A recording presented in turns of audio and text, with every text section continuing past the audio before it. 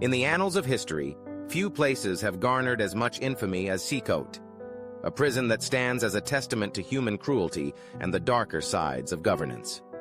The Central European Correctional and Observation Facility, known colloquially as CECOT, was not just a place of incarceration. It was a realm of despair, where the very essence of humanity was stripped away from those confined within its walls.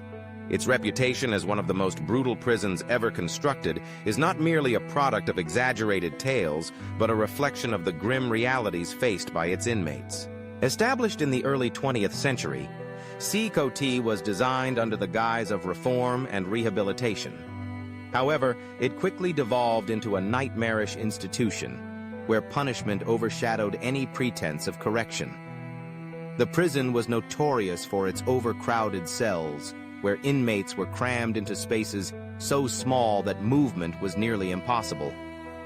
The lack of basic sanitation led to unspeakable conditions, with diseases spreading rapidly among the population. The stench of decay and despair permeated the air, a constant reminder of the suffering endured by those trapped within. The guards at CECOT were an integral part of its brutality. Trained to instill fear rather than maintain order, they wielded their power with an iron fist. Physical abuse was commonplace, with inmates subjected to beatings for the slightest infractions or even for no reason at all. The psychological torment was equally severe, as prisoners were often isolated in dark, damp cells, left to grapple with their thoughts in solitude. This environment fostered a culture of fear, where survival depended on one's ability to navigate the treacherous dynamics of prison life. Among the many stories that emerged from CECOT, the tale of one inmate stands out, a man named Victor, who was sentenced for political dissent. Victor entered the prison full of hope, believing that his imprisonment would be temporary. However, as the days turned into months, and months into years, his spirit began to erode. He witnessed firsthand the brutality inflicted upon fellow inmates, the way their bodies and minds were systematically broken.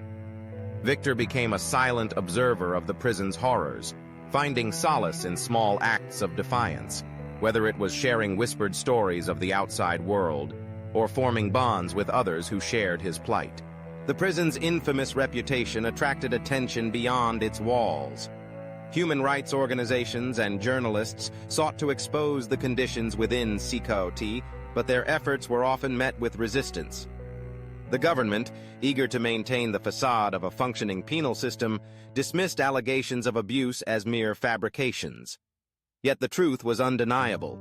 CECOT was a place where hope went to die, where the line between punishment and torture blurred. As the years passed, the world began to change, and so too did the perception of prisons like CECOT. The rise of the human rights movement in the late 20th century brought renewed scrutiny to institutions that thrived on cruelty. Activists rallied for reform, demanding accountability for the injustices perpetrated within the prison walls. Slowly, the tide began to turn, and CECOT was eventually closed, its legacy serving as a cautionary tale of the dangers of unchecked power. Today, as we reflect on the brutal history of CECOT, it is essential to remember the lessons learned from such dark chapters. The stories of those who suffered within its confines must not be forgotten. They serve as a reminder of our collective responsibility to advocate for justice and humanity, ensuring that such atrocities are never repeated. If you found this exploration of CECOT intriguing, please like, comment your thoughts, share with those who may not know this history, and subscribe for more content that delves into the depths of human experience and the stories that shape our world. Your engagement helps keep these vital conversations alive.